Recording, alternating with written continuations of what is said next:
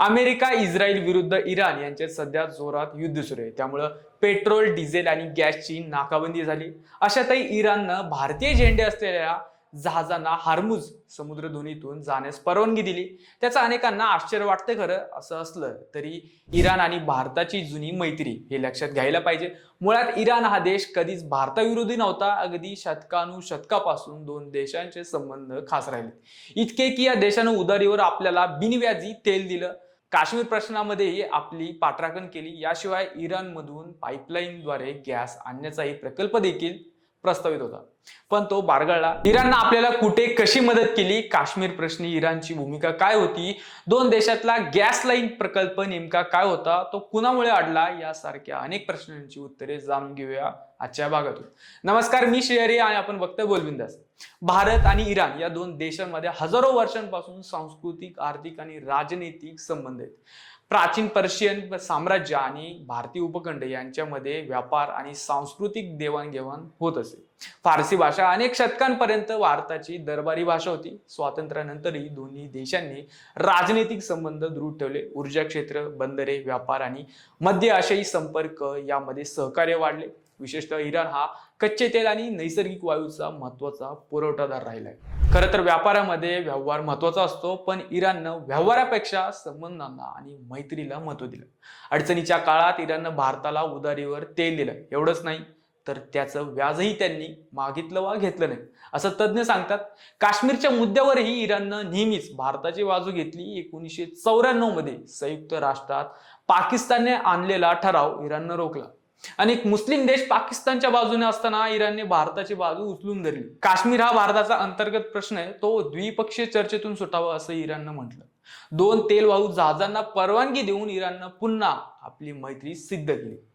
खरं तर भारताने इराण सोबत अनेक मोठे प्रकल्प हाती घेतले, त्यामध्ये चाबार या बंदराच्या विकासाचा प्रकल्प विशेष महत्वाचा। या प्रकल्पामुळे भारताला पाकिस्तानला वळसा घालून अफगाणिस्तान आणि मध्य आशियाई थेट व्यापार करता येतो। Iran Pakistan Bharat gas pipeline प्रकल्प प्रत्यक्षात आला नाही खरा, पण हा प्रकल्पही दोन देशांमधील दोस्तांना अधोरेखित करतो। 2000च्या दशकात इराणमधील प्रचंड नैसर्गिक वायू साठ्याचा उपयोग करण्यासाठी इराण पाकिस्तान भारत गॅस पाईपलाईनची संकल्पना मांडण्यात आली। हा प्रकल्प पीस पाईपलाईन म्हणूनही ओळखला जात होता। यानुसार ही गॅस पाईपलाईन इराणमधील साऊथ पार्स गॅस क्षेत्रातून सुरू होऊन पाकिस्तानमधून भारतात येणार होती। भारताला स्वस्त नैसर्गिक वायू मिळेल आणि ऊर्जा सुरक्षेला मोठा आधार मिळेल अशी अपेक्षा होती। त्या काळात डॉक्टर मनमोहन सिंग यांच्या सरकारने या प्रकल्पाबाबत गंभीर चर्चा केली होती, परंतु नंतरच्या काळात हा प्रकल्प बारगळला। इराणच्या अणु कार्यक्रमामुळे अमेरिका आणि पाश्चिमात्य देशांनी इराणवर कठोर आर्थिक निर्बंध लादले।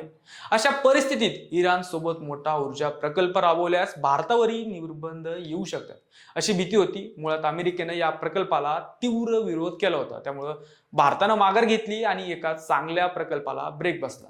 हा पाईपलाईन प्रकल्प पाकिस्तानमधून जाणार होता। भारत आणि पाकिस्तानमधील तणावपूर्ण संबंध लक्षात घेता पाईपलाईनची सुरक्षा हा देखील मोठा प्रश्न होता। संघर्ष झाल्यास पुरवठा बंद होण्याची शक्यता मोठी होती, त्यामुळे दोन देशांमधील तणावाचा या प्रकल्पाला फटका बसला। गॅसच्या किमतीबाबत इराण आणि भारत यांच्यामध्ये काहीसे मतभेद असल्याचं सांगितलं जातं।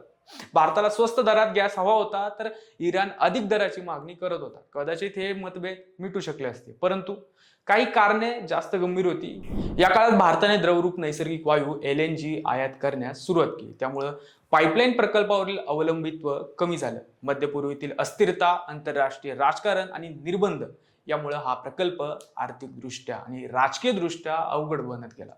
ही देखील त्याची एक बाजू सांगण्यात येते। इराण भारत गॅस पाईपलाईन प्रकल्प हा ऊर्जा सुरक्षेसाठी अत्यंत महत्वाचा मानला जात होता, मात्र अमेरिकेचे निर्बंध, पाकिस्तान मार्गे सुरक्षा प्रश्न, किंमत व राजकीय मतभेद यामुळे हा प्रकल्प प्रत्यक्षात साकार होऊ शकला नाही। तरीही भारत इराण मैत्री ऐतिहासिक आणि राजनैतिक दृष्ट्या महत्वाची राहिली। आजही भारत आणि इराण यांच्यात ऊर्जा, व्यापार आणि सामरिक सहकार्य सुरू आहे।